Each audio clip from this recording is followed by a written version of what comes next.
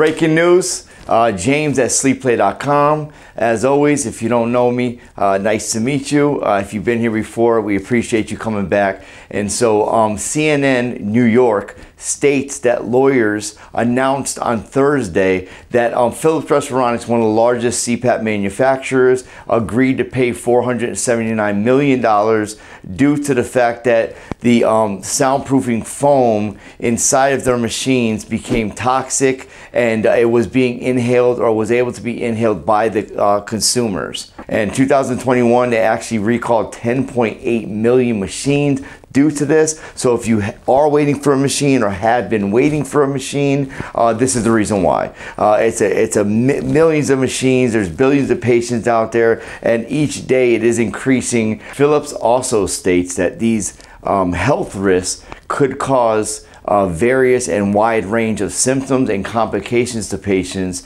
that could be, serious injury, life-threatening, and cause permanent impairment. FDA received reports alleging at least 385 deaths were associated with the broken down foam in 2021. Their lawyers are stating that the $479 million will be increasing as there are more reports and return machines that are coming in, okay?